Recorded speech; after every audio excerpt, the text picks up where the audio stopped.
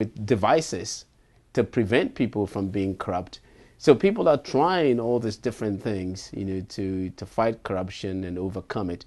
But yet we still have it, and people are talking about it. I don't know whether in your work and research or in your thoughts, there's any recommendation that you can give, or what's your view on what you think could be done to try to address this issue, which has to be addressed, in my view, for economic development to really take root. Yes, corruption is one of the major sources of diverting of resources from productive economic activity. It's very important. It's also very difficult to uproot, especially when it becomes systemic.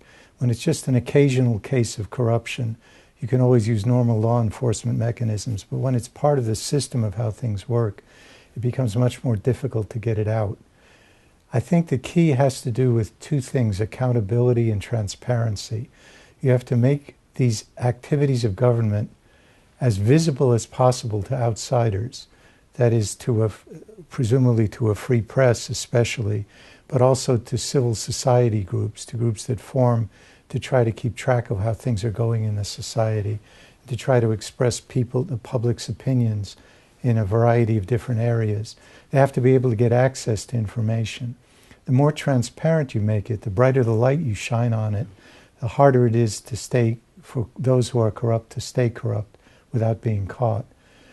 So in effect, that's very important, but accountability is also important. Once people are caught engaged in corruption, there has to be some sort of appropriate punishment, and it has to be implemented. Because if people find that they can get caught, but nothing ever happens to them, they're not going to pay any attention. So I think those two things, they're general things, and they would have to apply differently in every society. Exactly how you achieve this transparency and this accountability might be a bit different in different societies. They even have different definitions of what accountability means in different cultures. So the details have to be designed by people in that society. Sure. But those are key to trying to root out corruption. And you have to build a different kind of mindset. As we talked about in the past, it's not just this idea that corruption is morally an improper thing to do. It's also to get rid of this idea that the only way you can gain is by taking from other people, that instead you can create mutually beneficial creations of wealth.